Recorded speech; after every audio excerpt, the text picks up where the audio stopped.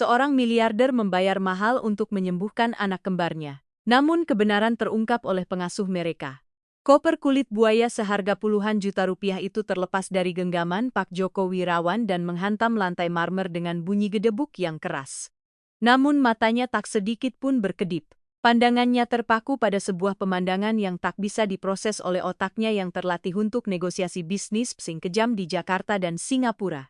Di tengah ruang tamu yang bersih tanpa celah yang biasanya berbau antiseptik dan kesunyian, kedua putranya Musik Bima dan Rama sedang berdiri tegak, anak-anak yang sama yang menurut spesialis terbaik di Swiss dan Amerika menderita atrofi otot progresif yang akan membuat mereka terikat kursi roda sebelum usia 5 tahun. Anak-anak yang punggungnya Joko sentuh dengan ketakutan khawatir akan mematahkan mereka. Kini mengenakan seragam dokter-dokter mungil berwarna biru langit, si kembar bergerak dengan kelincahan yang canggung. Namun tak terbantahkan, musik mengelilingi sesosok tubuh yang terbaring di atas karpet hijau zamrud, Dorbima pasien kehilangan ritme. Teriak si kecil Rama dengan suara yang jernih dan kuat, suara yang sudah berbulan-bulan tidak Joko dengar. Di lantai tengkurap terbaring Siti, asisten rumah tangga Aart yang baru. Ia mengenakan seragam birunya yang rapi tetapi yang menonjol secara brutal adalah sarung tangan karet kuning cerah yang masih ia kenakan. Ia tak bergerak, pura-pura menjadi pasien kritis, sementara si kembar memasangkan stetoskop mainan ke punggungnya sambil tertawa terbahak-bahak. Bima yang lebih lemah di antara keduanya mengangkat lengan dan tanpa berpegangan apapun melangkah 2 langkah mantap ke arah kepala Siti, untuk memeriksa refleksnya, 2 langkah tanpa alat bantu jalan, tanpa perawat pendamping, tanpa kelelahan. Darah Joko mendadak mendingin lalu mendidih dalam sepersekian detik. Musik gambar itu bertentangan secara brutal dengan tagihan medis bulanan mereka sebesar Rp1,5 juta. Jika anak-anaknya bisa bergerak seperti itu, apa yang selama ini bayar selama tahun? Musik namun ketakutan seorang ayah mengalahkan logika finansial, kepanikan membutakannya. Ia melihat Bima sedikit terhuyung karena tertawa dan pikirannya memproyeksikan kejatuhan fatal. Menjauh darinya sekarang juga teriakan Joko menggelegar di dinding berketinggian anda itu seperti letusan meriam. Musik adegan ajaib itu pecah, berkeping-keping. Si kembar tersentak kaget. Bima kecil ketakutan oleh raungan ayahnya, kehilangan keseimbangan dan jatuh terduduk di karpet langsung menangis sejadi-jadinya. Siti yang sampai saat itu diam seperti patung tersenyum, bangkit dengan kecepatan kucing, berputar di atas lututnya untuk melindungi anak-anak secara naluriah, menempatkan tubuhnya yang sederhana dan sarung tangan bersihnya di antara tuannya dan amukan sang ayah. Pak Wirawan, serunya dengan mata terbelalak, namun tidak melepaskan tangan Rama yang mencengkeram kain seragamnya yang kaku. Joko melintasi ruangan dalam 3 langkah panjang, sepatu sol kerasnya berbunyi seperti palu vonis. Ia mengabaikan Siti. Ia berlutut di depan Bima, memeriksa kakinya dengan tangan gemetar, mencari patah tulang, mencari kerusakan yang telah diyakinkan oleh para dokter akan terjadi bahkan dengan sedikit usaha fisik. Sakit? Ada yang patah? Tanya Joko dengan suara serak karena cemas menyentuh lutut anak itu.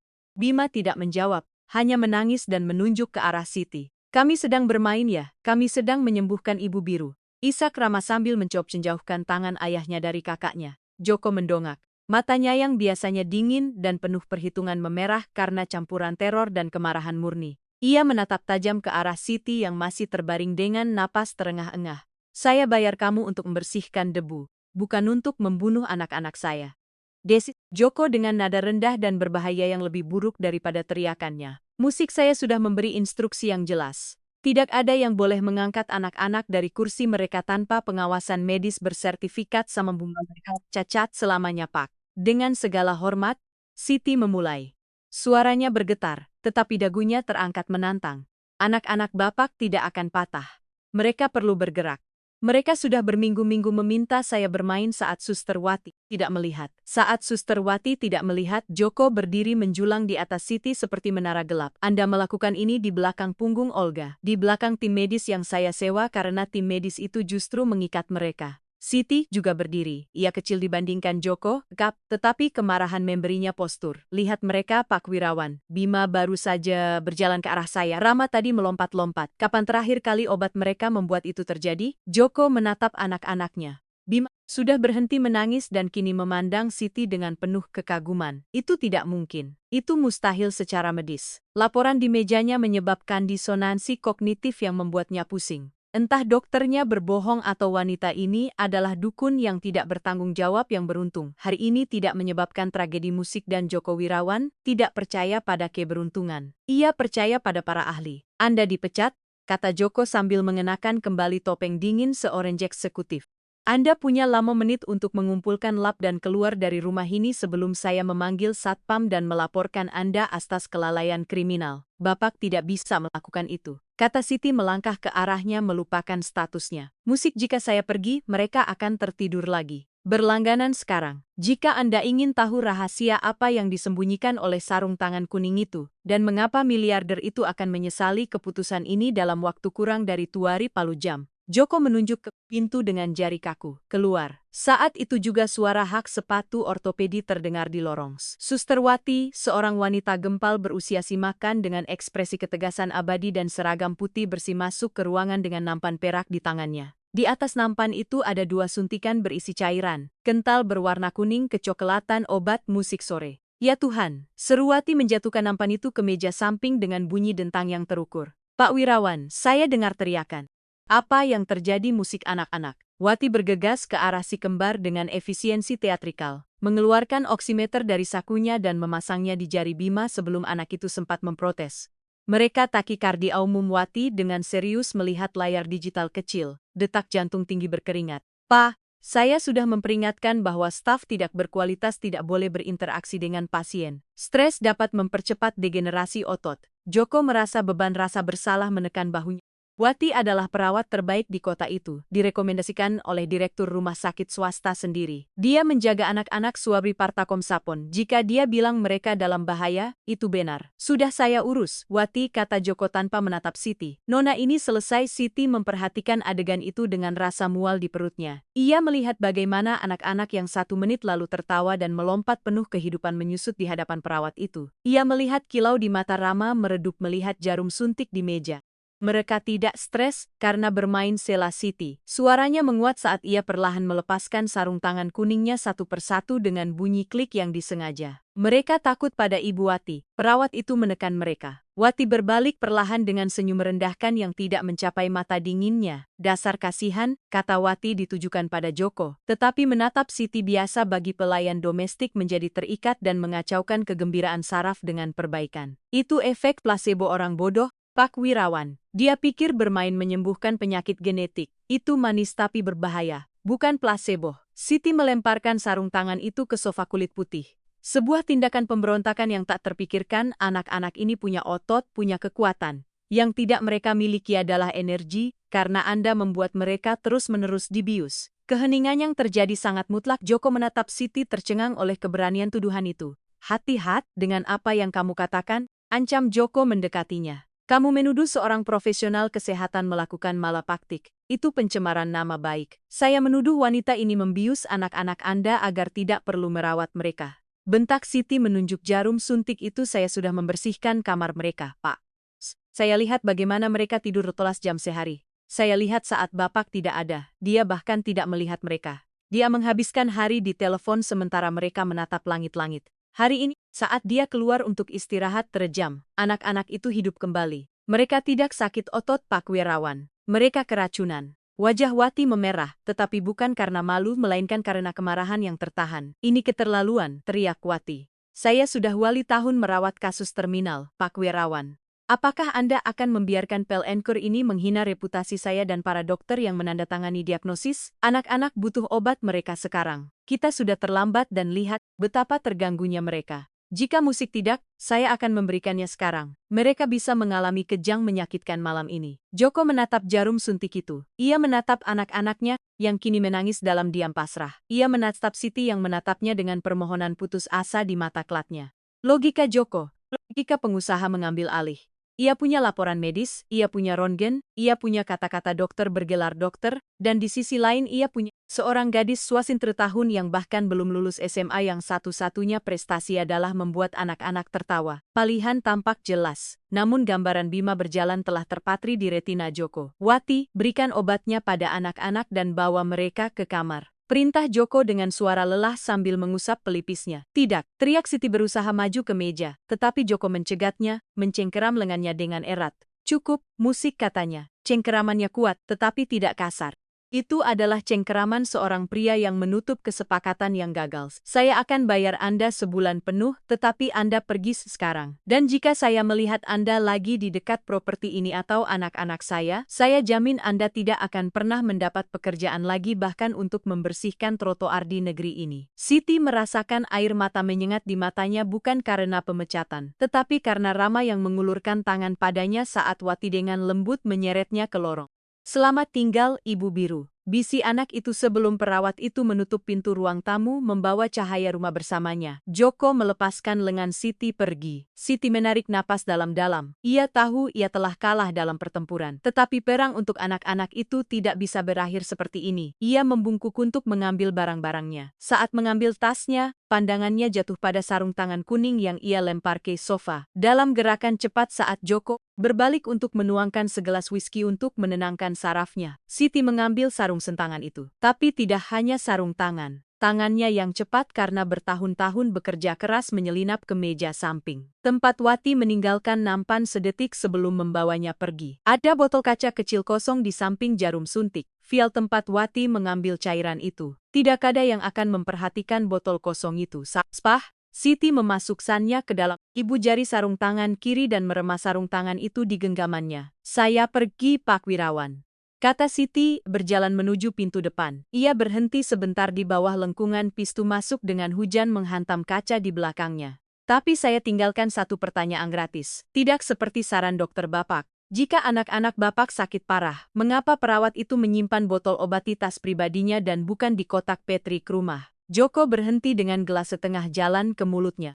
Cairan kuning kecoklatan whisky itu bergetar. Apa katamu? Periksa kamera dapur. Pak, hari ini pukul 4 pas sorong WIB. Tepat sebelum menyiapkan nampan, si membuka pintu berat itu dan melangkah ke dalam badai. Angin dingin menerpanya, tetapi ia meremas sarung tangan kuning itu ke dadanya. Musik ia punya buktinya. Sekarang ia hanya perlu seseorang untuk mempercayainya. Di dalam villa Joko berdiri terpaku di depan pintu yang tertutup. Keheningan telah kembali. Musik keheningan ala rumah sakit yang sangat ia benci. Ia melihat jamnya pukul milisapa kumplas WIB. Wati bilang dia menyiapkan obat beberapa menit yang lalu. Musik periksa kamera. Joko meletakkan gelasnya di atas meja dengan bunyi keras. Ia tidak ingin mempercayai ART itu. Ia benci ketika orang asing mempertanyakan dunianya yang terkontrol. Musik, tetapi jika ada satu hal yang Joko Wirawan benci lebih dari kekacauan, itu adalah ketika ia diperbodoh. Ia mengeluarkan ponselnya dan membuka aplikasi keamanan. Ia memilih kamera dapur satu.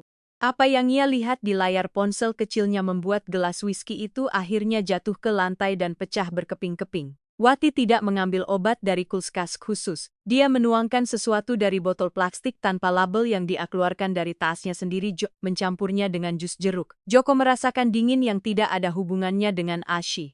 Ia berlari ke tangga, menaiki anak tangga 2/2. Ia harus menghentikan suntikan itu, tetapi ketika mencapai lorong lantai atas, ia mendengar suara paling menakutkan di dunia. Keheningan mutlak, tidak ada tangisan atau tawa. Ia membuka pintu kamar anak-anak dengan paksa. Wati sedang di sana menyimpan jarum suntik kosong. Si kembar ada di tempat tidur mereka dengan mata berkaca-kaca menatap kosong sedikit mengiler. Mereka sudah tidur, Pak. Bisik Wati meletakkan satu jari di bibirnya dengan keanggun yang mengerikan. Malaikat perlu istirahat. Joko menatap anak-anaknya lalu pada perawat itu. Dan untuk pertama kalinya dalam hidupnya ia merasakan dorongan Nalia, seorang predator yang menemukan ancaman di sarangnya. Tapi ia tidak bisa bertindak tanpa bukti. Belum. Musik, ia perlu tahu apa isi jarum suntik itu. Dan satu-satunya orang yang punya petunjuk baru saja diusir ke tengah badai. Joko berdiri di samping tempat tidur anak-anaknya, diam seperti patung garam di tengah temaram kamar. Satu-satunya suara adalah dengungan ritmis dan hampir tak terdengar dari pembersih udara kelas, rumah sakit dan napas berat hampir buatan Bima dan Ramah. Hanya 1 jam yang lalu anak-anak yang sama ini tertawa.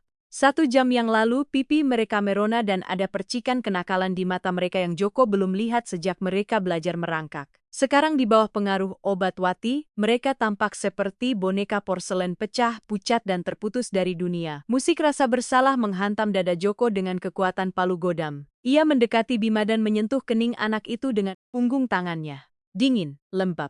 Ini bukan tidur, nyenyak anak yang lelah bermain. Ini adalah keadaan pingsan kimiawi pasien yang dibius. Bagaimana ia sampai di titik ini? Pikirannya yang biasanya tajam dalam mendeteksi penipuan dalam kontrak bernilai jutaan melayangkah masa lalu ke hari yang menandai awal mimpi buruk pribadinya. Bandung, 2 tahun lalu, klinik termahal di Jawa Barat. Seorang dokter dengan 3 penghargaan internasional menunjukkan kepada Joko beberapa ronggen yang tidak ia mengerti dan berkata dengan suara lembut dan profesional. Distrofi otot atipikal progresi cepat. Bersiaplah untuk yang terburuk Pak Wirawan. Otot Anda akan lupa cara bekerja musik. Joko menerima diagnosis itu sebagai hukuman ilahi. Siapa dia untuk mempertanyakan sains? Jika uang bisa membeli solusi, ia akan membayarnya dan begitulah yang ia lakukan. Ia mengubah vilanya menjadi benteng steril. Ia menyewa Wati, perawat geriatri, dan pediatri terbaik. Menggaji 3 kali lipat dari gaji pasar. Untuk memastikan loyalitas mutlak, ia membeli kursi roda ergonomis impor dari Jepang yang harganya lebih mahal dari mobil sport. Semua agar anak-anaknya nyaman saat mereka layu. Dan kemudian datang Siti. Musik. Joko memejamkan mata, mengepalkan tangan. Siti bukanlah bagian dari rencana medis. Dia adalah kesalahan administrasi. Celah yang harus diisi ketika AERT sebelumnya pensiun. Ia ingat wawancara lama menit di lobi. Dia berusia 23 tahun. Berasal dari desa terpencil dan butuh uang untuk mengirim ibunya yang sakit. Joko hampir tidak menatap wajahnya. Ia hanya peduli bahwa catatan kriminalnya bersih dan bahwa dia tahu cara menggunakan produk hipoalergenik yang diminta oleh protokol rumah. Jadilah tak terlihat, katanya pada hari pertama itu. Anak-anak rapuh, jangan membuat kebisingan, jangan mengangkat debu, dan yang terpenting jangan ganggu mereka. Siti patuh atau begitulah yang Joko pikirkan. Dia menjadi tak terlihat. Bayangan berseragam biru yang membuat kaca berkilau dan lantai bersinar, Tatya. Joko dibutakan oleh rasa sakit dan jadwalnya yang sibuk, tidak melihat apa yang sebenarnya terjadi. Dia tidak melihat bahwa bagi Bima dan Rama, gadis tak terlihat ini adalah satu-satunya hal nyata di dunia plastik mereka. Dokter masuk dengan jas putih, jarum dingin, dan wajah serius. Wati masuk dengan sirup pahit dan larangan terus-menerus, jangan lari, jangan bergerak, kamu akan lelah. Mereka adalah sipir penjara. Tetapi Siti masuk dengan musik sekarang menatap anak-anaknya yang tertidur. Joko memahami detail yang terlewatkan darinya dalam adegan ruang tamu. Sarung tangan kuning, sarung tangan karet yang mencolok itu, konyol untuk villa desain minimalis. Musik bagi Joko itu adalah alat pembersih. Bagi anak-anak, sarung tangan itu adalah karakter, adalah boneka, adalah tangan ajaib yang menggelitik, yang bertepuk tangan, yang menantang mereka untuk meraih yang tak terjangkau. Joko menoleh ke pintu kamar mandi tertutup. Wati ada di sana, bersenandung sambil merapikan obat-obatan. Amarah yang dirasakan Joko begitu hebat hingga ia harus berpegangan pada palang tempat tidur untuk tidak masuk dan mencekiknya di sana. Tetapi logika dingin kembali padanya. Siti menyuruhnya memeriksa kamera jika anak-anaknya sakit parah. Frasa AERT itu bergema di kepalanya seperti lonceng peringatan. Joko keluar dari kamar anak-anak dengan langkah senyap seperti hantu di rumahnya sendiri. Ia melewati Wati yang keluar dari kamar mandi. Saya ke ruang kerja untuk bekerja, kata Joko tanpa menatapnya. Suaranya terdengar mati sempurna agar tidak menimbulkan kecurigaan. Istirahatlah, Pak Wirawan, malaikat ada di tangan yang baik, jawab Wati dengan senyum manis yang kini tampak seperti seringai jahat. Joko menuruni tangga, melintasi ruang tamu utama tempat koper yang terjatuh itu masih tergeletak dan memasuki ruang kerjanya yang pribadi. Ia menutup pintu dan menguncinya. Ia berjalan ke rak buku, menggeser buku sejarah seni palsu, dan menyingkap panel tersembunyi. Ia menekan kode. Musik sin bergeser lembut, memperlihatkan ruang keamanan. Itu adalah bengkel teknologi. Tolas monitor definisi tinggi berkedip dalam kegelapan menampilkan setiap sudut properti secara real-time. Tetapi Joko tidak tertarik pada masa kini. Ia tertarik pada masa lalu. Ia duduk di kursi kulit ergonomis. Tangannya sedikit gemetar di atas keyboard. Sistem akses arsip rekapan kamera. Ruang tamu utama.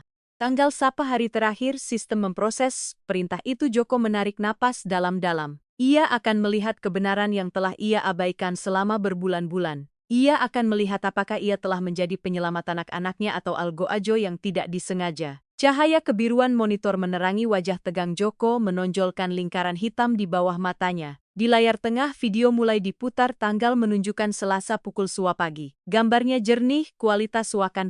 Ruang tamu bermandikan sinar matahari pagi. Di frame muncul si kembar duduk di kursi roda berteknologi tinggi. Mereka dengakan kepala tertunduk bosan. Di latar belakang, Wati terlihat duduk di sofa dengan kaki di atas meja kopi. Sesuatu yang sangat dilarang berbicara dengan gembira di ponselnya benar-benar mengabaikan anak-anak. Joko mengatupkan rahangnya. Ia membayar wanita itu untuk merangsang mereka untuk merawat mereka, dan dia memberlakukan mereka seperti perabotan. Kemudian pintu samping terbuka. Siti masuk. Dia membawa berdan tentu musik saja sarung tangan kuningnya. Saat anak-anak melihatnya, kepala mereka terangkat, seolah seseorang telah menyalakan saklar di dalam diri mereka. Di layar Siti meletakkan ember, melihat ke arah Wati yang tidak musik bergerak, lalu mengedipkan mata pada si kembar. Siti mulai membersihkan jendela besar yang menghadap taman, tetapi dia tidak membersihkannya secara normal. Musik dia membuat gerakan lebar berlebihan, ritmis. Dia mulai menari. Joko mendekatkan wajahnya ke layar, terpesona dan ngeri pada saat yang sama. Siti gadis sederhana berseragam pelayan berubah.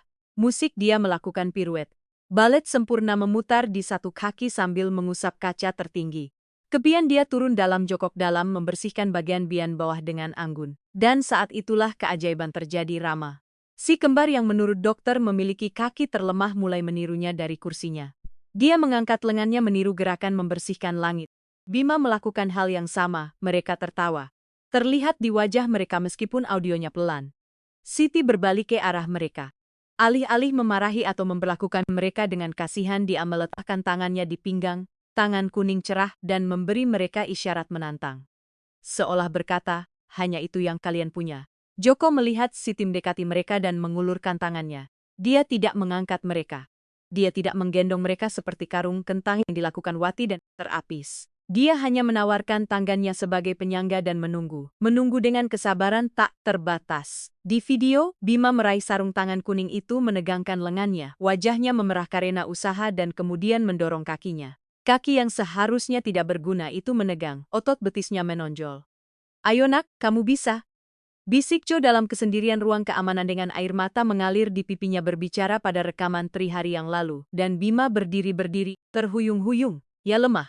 Ya, tetapi berdiri. Sisi tidak melepaskannya, tetapi dia juga menahannya sepenuhnya. Dia membiarkannya merasakan beratnya sendiri dan kemudian dia mulai melangkah mundur, menari dengan lembut mengundangnya untuk mengikutinya. Bima melangkah, lalu langkah lain. Musik Joko menangis, suara serak dan patah keluar dari tenggorokannya. Ia telah menghabiskan jusaan di klinik Swiss suntuk, diberitahu bahwa itu tidak mungkin. Dan seorang ART bersenjatakan cinta dan sepasang sarung tangan supermarket telah mencapai yang mustahil di ruang tamunya. Tetapi video berlanjut dan keajaiban berubah menjadi kengerian. Rekaman melompat ke Rabu pukul pertalas Trantu WIB.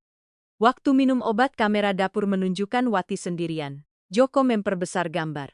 Perawat itu mengeluarkan dari tas pribadinya tas desainer yang dihadiahkan Joko padanya saat Natal, sebotol air mineral yang dapat digunakan kembali yang berisi cairan bening. Itu bukan obat resep, tidak memiliki label apotek. Wati melihat sekeliling dengan kelicikan orang yang melakukan kejahatan karena rutinitas dan menuangkan sejumlah besar cairan misterius ke dalam jus jeruk anak-anak. Dia mengocok gelas dan tersenyum. Senyum dingin kalkulatif. Joko merasa ingin muntah. Ia memutar ulang dan melihat adegan itu lagi, berulang kali. Kesederhanaan dengan mana dia meracuni anak-anaknya sangat mengerikan. Kemudian ia beralih ke kamera ruang tamu. 10 menit setelah adegan dapur itu. Anak-anak yang tadi bermain di lantai berkat terapi rahasia Siti pagi itu meminum jus yang dibawa Wati kepada mereka. Lama menit kemudian efeknya sangat menghancurkan. Di layar, Joko melihat energi meninggalkan tubuh anak-anaknya. Bima yang mencoba membangun menara balok menjatuhkan potongan-potongan itu. Kelopak matanya tertutup, tubuhnya ambruk perlahan di atas karpet. Rama menyusul beberapa detik kemudian. Wati masuk ke dalam frame, memandang mereka dengan jijik, menggendong mereka dengan kasar, dan meletakkan mereka di kursi mereka seperti boneka rusak. Kemudian dia duduk di sofa dan kembali ke ponselnya. Musik dia membius meresa. Bisik Joko, pengertian menghantamnya seperti balok beton. Dia membuat mereka lumpuh. Agar saya terus membayar agar pekerjaannya mudah. Itu musik bisnis. Penyakit anak-anaknya adalah kebohongan yang dijaga secara kimiawi. Dan dia, Jokowan, pengusaha hebat, telah mendanai penyiksaan darah dagingnya sendiri. Tetapi yang terburuk bukanlah itu. Yang terburuk adalah mengingat apa yang telah ia lakukan 1 jam yang lalu. Ia telah mengusir satu-satunya orang yang tahu. Ia telah menghina dan memecat satu-satunya orang yang berhasil membuat Bima berjalan. Satu-satunya yang tidak melihat mereka sebagai pasien, tetapi sebagai anak. Siti dia punya sampelnya. Dia punya kebenaran di sarung tangan kuning itu, dan dia telah mengirimnya ke jalan di tengah badai lebat, menuduhnya mencuri. Sementara penjahat sejati tidur di bawah atapnya. Joko melompat dari kursi menjatuhkannya ke lantai. Tidak ada waktu untuk polisi. Belum, musik ia harus mendapatkan si kembali. Ia harus meminta maaf berlutut jika perlu. Karena jika dia menghilang, jika dia membuang sarung tangan itu atau memutuskan untuk tidak pernah kembali, dia akan kehilangan satu-satunya bukti. Musik dan yang lebih buruk, ia akan kehilangan satu-satunya penyembuhan nyata yang pernah dikenal anak-anaknya. Musik ia melihat salah satu layar luar. Hujan turun deras di atas kota. Sudah malam, Siti pergi berjalan kaki. Joko keluar dari ruang keamanan berlari, mengeluarkan kunci mobil sportnya dari saku. Ia tidak memanggil sopir. Ini harus ia lakukan sendiri. Saat melewati lobi, ia melihat pantulan dirinya di cermin. Ia melihat seorang pria dengan setelan jas seharga puluhan juta, tetapi dengan wajah hancur seorang asah yang putus asa. Aku datang untukmu, Siti. Geramnya membuka pintu depan dan meluncur ke dalam badai. Kumohon jangan terlalu jauh. Mesin mobil menderu memecah keheningan lingkungan kaya itu saat Joko melaju ke dalam kegelapan, berdoa untuk pertama kalinya dalam bertahun-tahun agar terlambat. Namun saat ia bergegas menuju jalan keluar kompleks perumahan di kamar di atas, monitor tanda vital Bima mulai berbunyi, bip tidak teratur. Dosis hari ini bercampur stres akibat pemecatan Siti terlalu kuat. Lampu peringatan merah kecil mulai berkedip tanpa suara. Sementara Wati tertidur di kamar sebelah memimpikan bonus bulanan berikutnya. Hujan turun seperti pisau es di punggung Sisti membasahi seragam birunya sampai menempel di kulitnya seperti lapisan rasa malu kedua. Dia berjalan di sepanjang bahu jalan gelap yang menghubungkan kompleks perumahan eksklusif The Peak dengan sisa kota. Dia tidak punya payung, tidak punya jaket, hanya tas tuanya tersampir di dada dan di tangan kanannya di dalam saku sarung tangan karet kuning dengan bukti kejahatan. Setiap langkah menjauh dari villa adalah tusukan di hatinya. Musik dia tidak menangis karena kedinginan atau karena kehilangan pekerjaan yang membayar obat ibunya. Dia menangis karena setiap kali dia memejamkan mata, dia melihat wajah Rama dengan senyum polos itu berkata padanya, "Selamat tinggal, musik ibu biru." Dia tahu bahwa saat itu saat dia berjalan di tengah badai, wanita yang menyebut dirinya perawat sedang memadamkan cahaya anak-anak itu. Aku harus pergi ke polisi. Gumam si menggigil dengan gigi bergemeletup. Tapi siapa yang akan percaya? Art yang dipecat atau perawat bersertifikat dari miliarder itu? Beberapa kilometer di belakang di Villa Wirawan, keheningan kuburan pecah. Itu bukan teriakan manusia, itu teknologi. Monitor jantung Bima yang mulai berbunyi bip tidak teratur. Musik kini mengeluarkan alarm terus-menerus dan melengking. Bip. Di kamar sebelah, Wati terbangun. Dia tertidur sambil menonton serial di tabletnya dengan dan headphone terpasang. Dia melepas headnya dan mendengar alarm. Jantungnya mencelos, bukan karena khawatir seorang ibu, tetapi karena perhitungan bertahan hidup murni. Dia berlari ke kamar anak-anak, pemandangannya menakutkan. Bima melengkung di tempat tidur. Tubuh kecilnya kaku di tengah kejang tanpa suara. Bibirnya yang tadinya kemerahan kini memiliki warna biru keunguan. Di sebelahnya, Rama bernapas dengan kesulitan yang mengerikan. Seolah ada beban tak terlihat di dadanya, mengeluarkan suara serak di setiap tarikan napas. "Sialan!" teriak Wati. Wajahnya berkerut karena panik dosisnya. "Aku salah mencampur." Wati melihat botol air mineral yang digunakannya untuk menyembunyikan obat pelemas otot, hampir kosong. Dalam ketergesaannya dan kemarahannya atas pertengkaran dengan IRT itu, dia telah menuangkan 3 kali lipat jumlah yang biasa ke dalam jus. Tidak hanya di amembius mereka, dia menyebabkan henti naas yang akan datang. Pikirannya dingin dan jahat. Bekerja siden kali per jam jika dia memanggil ambulans. Mereka akan melakukan tes. Jika mereka melakukan tes, mereka akan menemukan pelemas otot terlarang dalam dosis mematikan. Dia akan masuk penjara selama bertahun-tahun, kehilangan lisensinya, reputasinya, uangnya, kecuali ada kambing hitam. Wati berlari ke telepon rumah dan menekan nomor darurat berpura-pura menangis histeris. Bahkan sebelum mereka menjawab, "Ambulans, saya butuh ambulans." Mendesak di Villa Wirawan, musik dia mengoyak sedikit jas putihnya agar terlihat berantakan dan cemas. Pasti. Saya pikir mereka diracuni IRT itu. Dia memberi mereka sesuatu sebelum pergi. Dia menutup telepon dan segera menekan nomor Joko. Sementara itu, di jalan yang basah, lampu depan Shen dari mobil sport membela kegelapan. Joko mengemudi dengan buku-buku jari putih di atas kemudi, mengabaikan batas kecepatan. Matanya memindahi trotoar mencari sosok kecil Esti. Hujan begitu deras sehingga dia hampir tidak bisa melihat 2 meter ke depan. Tetapi dia tahu dia tidak bisa pergi jauh. Kemudian ponselnya yang terhubung ke sistem audio mobil meledak dengan nada dering Wati. Joko menjawab dengan ketakutan terperangkap di tenggorokannya. Ye Pak Wirawan, suara Wati memenuhi kabin mobil terdistorsi oleh teriakan palsu. Kembalilah mereka sekarat, Bima dan Rama sekarat. Joko merasakan mobil itu tergelincir di aspal basah. Dunia berhenti. Apa yang terjadi? Raung Joko, saya baru saja pergi. Mereka kejang-kejang. Isakwati. Itu wanita itu Siti. Saya menemukan bubuk biru di lantai. Dia memberi mereka sesuatu. Dia meracuni mereka karena balas dendam. Karena Anda memecatnya ambulans sedang dalam perjalanan. Kebohongan itu sempurna, brutal. Musik Joko merasakan keraguan tajam selama sepersekian detik. Bagaimana jika Wati benar dan Siti gila? Tetapi kemudian dia ingat video itu. Dia ingat Siti menari. Dia ingat Wati menuangkan cairan dari botol tanpa label. Saya datang ke sana, kata Joko dan menutup telepon. Tetapi dia tidak berbalik. Dia menginjak pedal gas penuh, tetapi bukan ke rumah. Dia terus maju karena beberapa meter di depan. Di bawah cahaya lampu jalan yang berkedip-kedip, dia melihat sosok meringkuk berjalan melawan angin. Joko mengerem mobil sport itu dengan slip terkontrol, memblokir jalan Siti berhenti ketakutan, menutupi matanya dari cahaya menyilaukan. Dia pikir itu polisi atau Joko datang untuk menyelesaikan penghinaan itu. Pintu pengemudi terbuka ke atas. Joko keluar ke dalam hujan tanpa mempedulikan jas mahalnya, berlari ke arahnya. Siti mundur bersandar di pagar pengaman jalan. Saya tidak mencuri apapun. Teriaknya mengeluarkan sarung tangan kuning dari sakunya seperti perisai. Saya punya buktinya di sini. Joko tidak menyerangnya. Dia berhenti setengah meter jauhnya, basah kuyup, rambut menempel di dahinya, dan ekspresi yang tidak pernah diharapkan untuk dilihat di wajah seorang miliarder. Keputusan mutlak, naik ke mobil, kata Joko. Suaranya bukan perintah, itu permohonan. Tidak, Bapak mengusir saya. Gumam Siti gemetar. Bim sekarat, teriak Joko dan suaranya pecah menjadi isakan. Awati baru saja menelepon saya, katanya mereka kejang-kejang. Siti merasakan kakinya lemas, dingin menghilang digantikan oleh kobaran adrenalin. Dosis berlebih, bisiknya. Dia memberinya terlalu banyak. Dia bilang itu kamu, kata Joko. Menatap matanya mencari kebenaran terakhir. Dia bilang kamu meracuni mereka. Siti melangkah maju mencengkeram kerah jas Joko yang basah dengan kekuatan yang mengejutkan. Bapak lihat bagaimana saya memandang mereka. Bapak tahu saya akan memberikan hidup saya untuk anak-anak itu. Teriaknya di tengah hujan. Dia membunuh mereka untuk menutupi kesalahannya. Bawa saya ke sana. Saya tahu apa yang mereka minum. Joko mengangguk sekali. Dia meraih tangannya, tangan yang dingin dan pekerja keras di antara tangannya yang lembut dan terawat, dan menyeretnya ke mobil. Ayo, jika mereka mati, kita semua mati hari ini. Mesin mobil sport itu menderu seperti binatang terluka.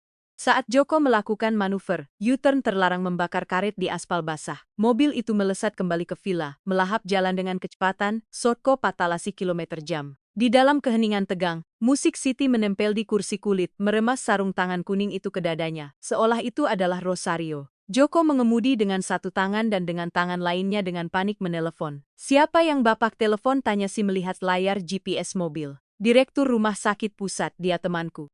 Saya perlu dia menyiapkan unit toksikologi. Jawab Joko dengan rahang tegang. Ambulans mungkin sudah sampai di rumah. Kita tidak akan menunggu di sana. Kita akan mencegat mereka atau mengikuti mereka. Pak Siti ragu sejenak menatap profil serius Joko. Mengapa Bapak kembali menjemput saya? Bapak bisa langsung pulang. Joko tidak mengalihkan pandangan dari jalan raya tempat tetesan hujan meledak di kaca depan. Karena saya melihat videonya, si akunya suaranya berat dan penuh penyesalan. Saya melihat apa yang kamu lakukan pagi itu. Saya melihat Bima berjalan dan saya melihat Wati menyiapkan minuman itu. Siti melepaskan napas yang dia tidak tahu dia tahan. Dia mempercayainya. Akhirnya seseorang mempercayainya. Itu pelemah sosotot, kata Sitpat mengeluarkan botol kecil dari jari sarung tangan itu. Saya pernah mendengarnya berbicara di telepon sekali. Dia mengatakan sesuatu tentang bingsuk sinilkolin atau sejenisnya yang dia dapatkan di pasar gelap. Dia bilang, dia membuat mereka tetap tenang seperti boneka. Joko membanting setir dengan keras. Sukinilkolin itu melumpuhkan otot pernapasan. Itu sebabnya Rama serak. Mereka kehabisan napas secara sat. Musik Joko menginjak pedal gas penuh. Mobil itu menjadi kabur perak di tengah musik badai.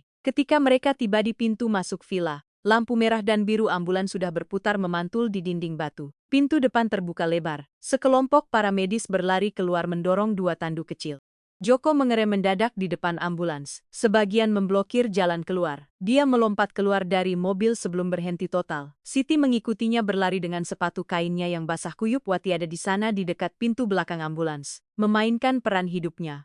Dia menangis, menggosok tangannya, meneriakkan instruksi kepada para medis. gagal jantung, kemungkinan keracunan sianida atau racun tikus, teriak Wati. Art itu pusnya akses ke racun pembersih. Melihat Joko, Wati berlari ke arahnya mencoba memeluknya. Oh Pak Wirawan, syukurlah ini mengerikan. Kemudian, matanya tertuju pada Siti yang datang di belakangnya. Ekspresi Wati berubah dari kesedihan menjadi kemarahan yang menuduh. Kamu pembunuh, beraninya kamu kembali ke sini? Wati menunjuk Siti dengan jari gemetar, berteriak agar polisi yang baru saja tiba mendengarnya. Petugas itu, wanita itu, tangkap dia. Dia meracuni anak-anak sebelum saya memecatnya. Dua petugas polisi mendekati Siti. Tangan mereka di pinggang. Siti membeku, ketakutan melumpuhkannya.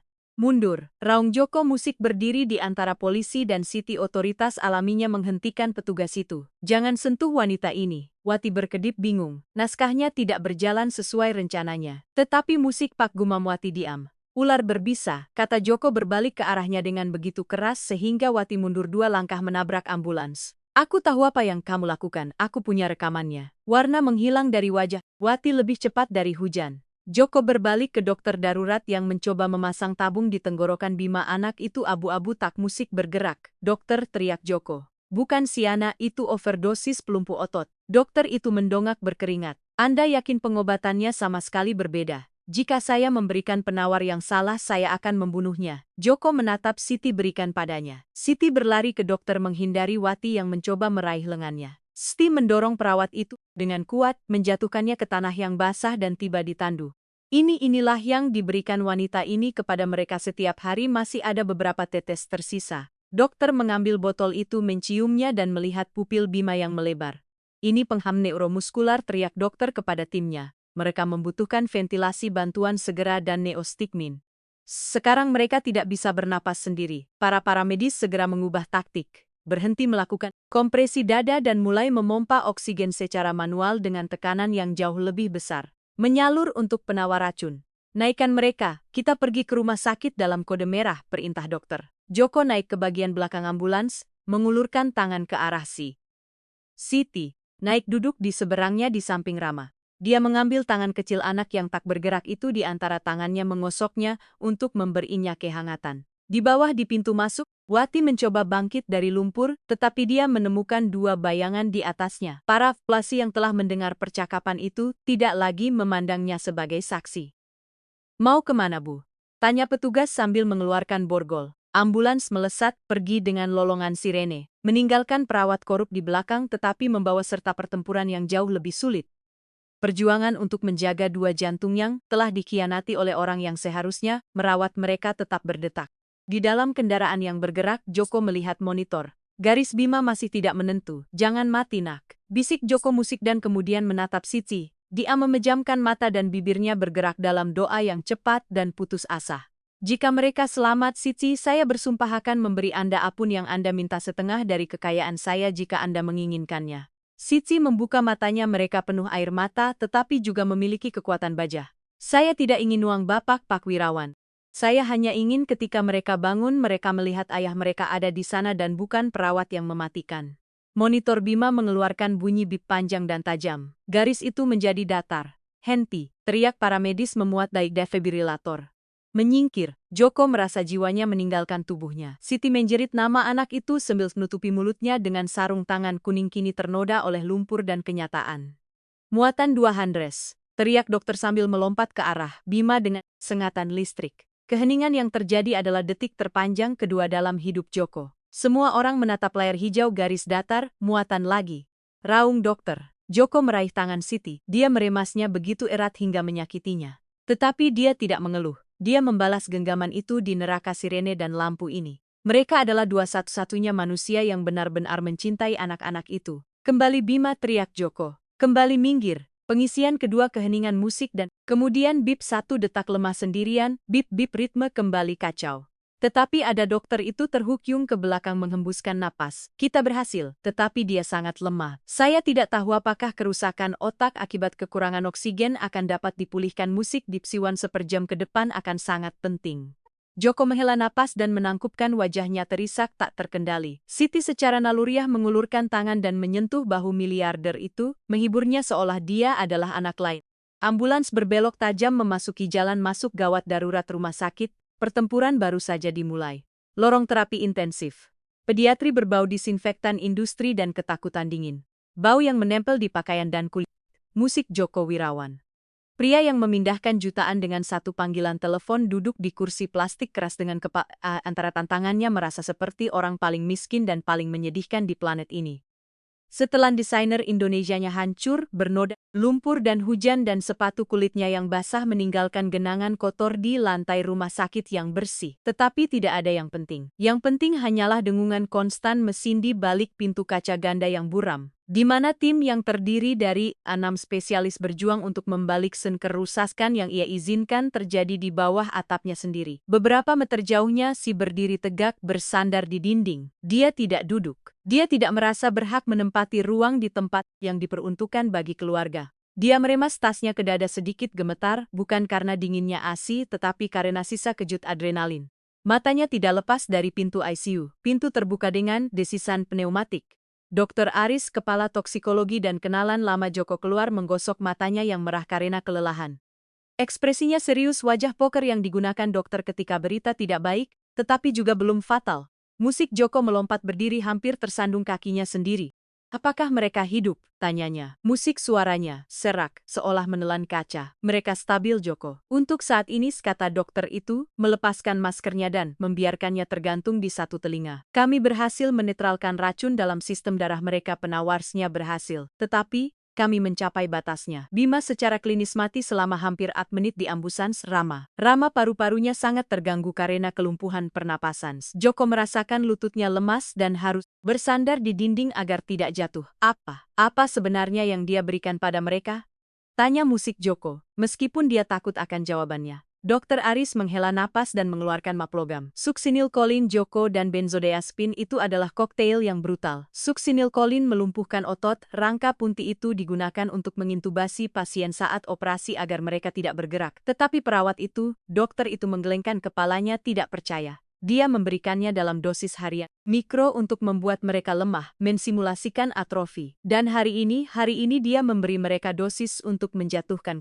Apa yang anak-anak Anda alami adalah penyiksaan Joko. Mereka lumpuh secara fisik, tidak dapat bergerak atau berbicara. Musik tetapi pikiran mereka bangun. Mereka merasakan segalanya, ketakutan, imobilitas, musik sesak napas yang lambat semuanya. Joko memejamkan mata dan isakan kering keluar dari tenggorokannya. Gambaran anak-anaknya terpenjara di tubuh mereka sendiri, menatap langit-langit sementara wanita itu menonton TV di sebelah mereka, menghancurkannya. Dia membayar untuk itu. Dia telah mendanai ruang penyiksaan itu, mengira itu adalah tempat perlindungan. Saya monster, bisik Joko. Saya yang mempekerjakannya, saya meninggalkannya sendirian bersama mereka. Jangan menyalahkan diri sendiri sekarang. Anda perlu musik utuh, kata dokter itu meletakkan tangan di bahunya. Yang penting adalah kearusan neurologis, kekurangan oksigen pada Bima.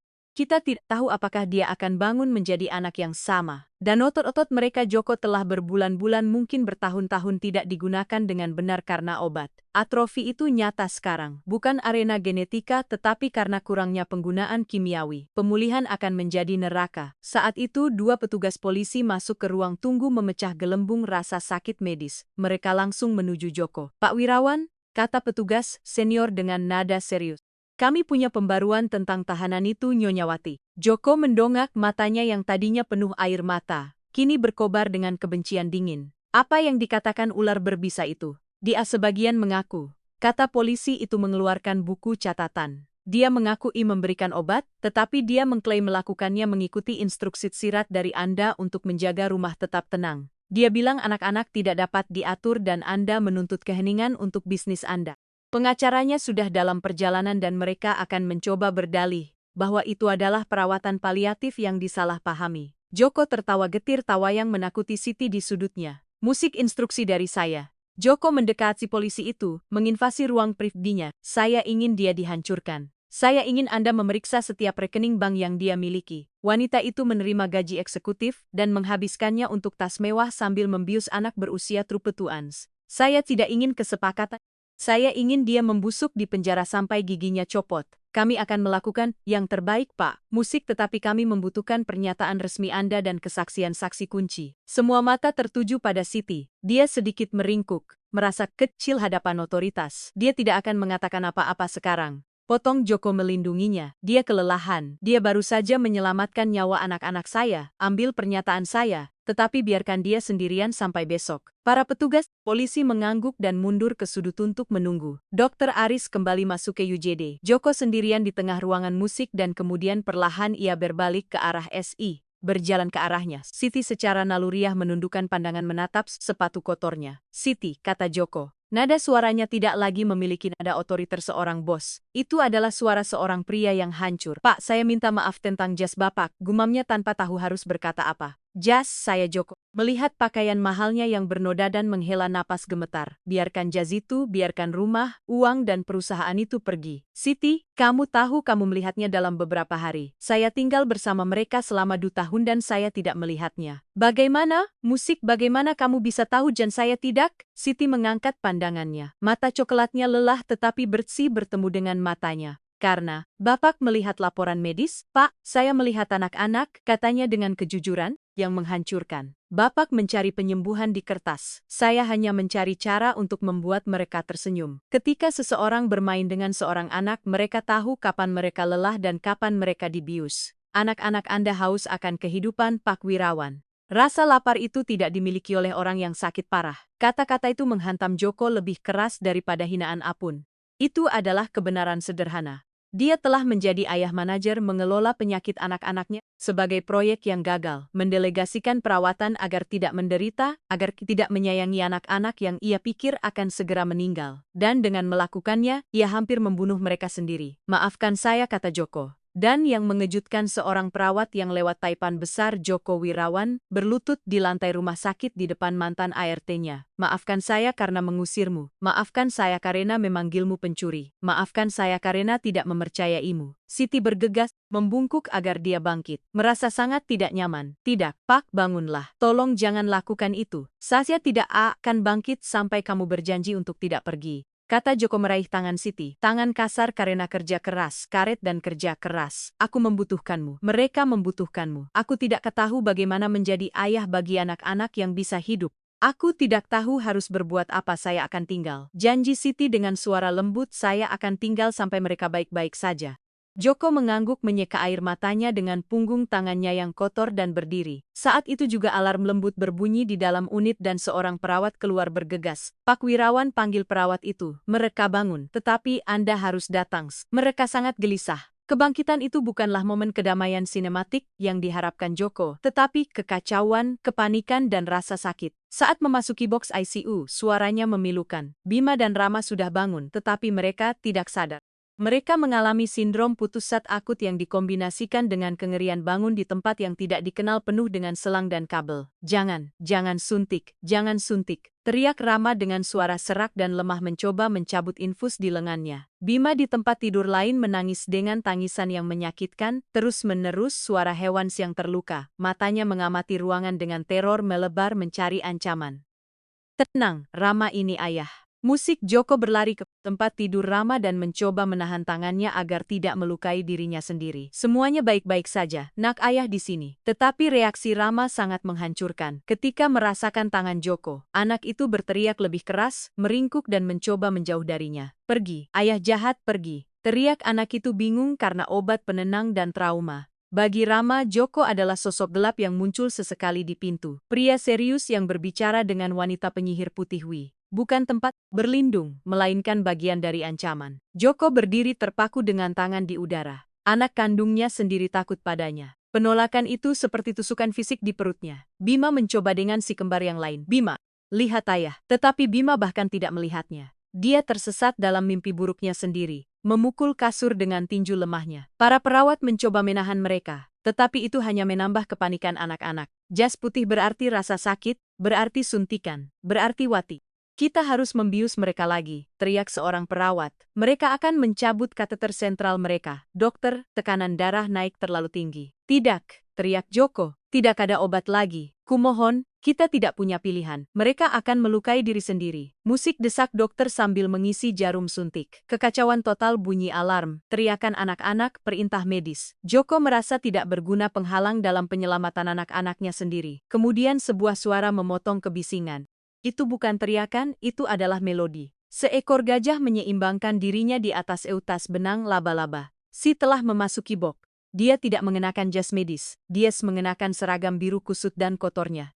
Tetapi di tangannya dia mengenakan sarung tangan kuning pel cuci yang konyol, cerah, dan luar biasa itu. Tidak ada yang menyuruhnya masuk.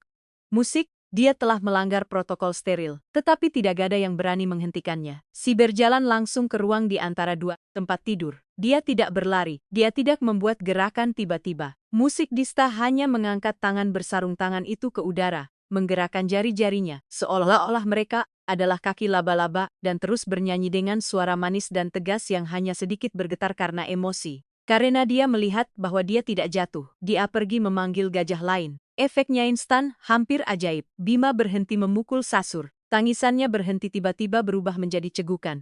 Matanya musik yang keruh karena air mata fokus pada warna kuning cerah. Ibu sarung tangan. Ishak Bima mengulurkan tangan gemetar ke arahnya. Rama berhenti melawan para perawat. Musik dia jatuh kembali ke bantal bernapas terengah-engah tetapi matanya tidak lepas dari Siti. Ibu biru. Musik bisik Rama. Joko tersingkir di dinding agar tidak menghalangi. Melihat bagaimana Siti mendekati mereka, dia tidak menyentuh mereka sesegera. Pertama dia membuat sarung tangan itu menari di dekat wajah mereka, menggelitik hidung mereka tanpa menyentuh kulit. Sebuah permainan yang mereka kenal, kode keamanan yang mengatakan, "Ini aku bukan perawat jahat. Tidak ada jarum di sini." "Halo dokter favoritku," kata Siti lembut tersenyum meskipun air mata mengalir di wajahnya. "Apa yang kalian lakukan di sini sendirian? Tidak lihat kain laba-laba menunggu kalian? Sakit."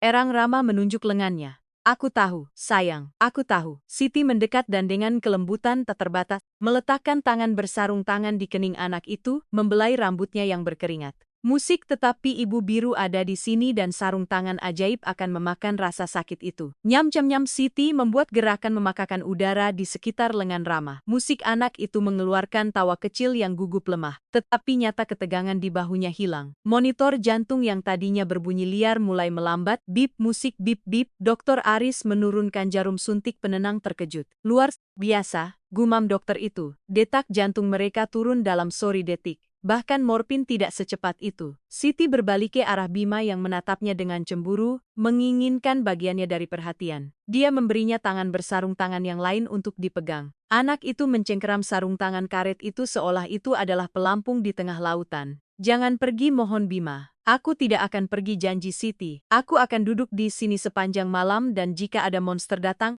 aku akan mencubitnya dengan sarung tangan ini."